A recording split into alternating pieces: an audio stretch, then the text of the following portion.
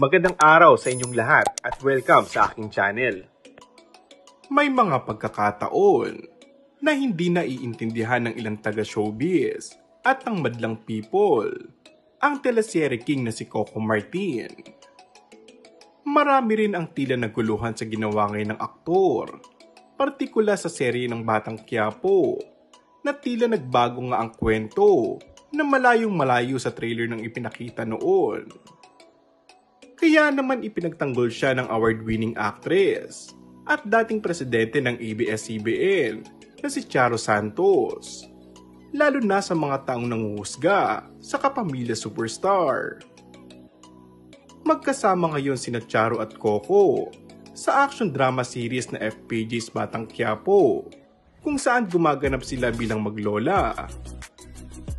Puro papuri ang ibinigay ni Charo kay Coco.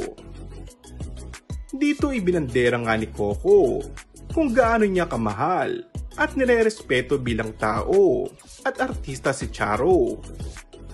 Hinding-hindi rin niya makakalimutan ang kabaitan at pagiging professional ng veteran actress. Patuloy pa rin niya, maaring hindi nila ako naiintindihan, pero yung gusto ko lang, dedikasyon sa trabaho at nanggagaling lang sa pagmamahal ko sa aking profesyon, pagmamahal ko sa industriya. And that's all for our today's video. Kung bago ka lang sa aking channel ay mag-subscribe at pindutin na rin ang notification bell.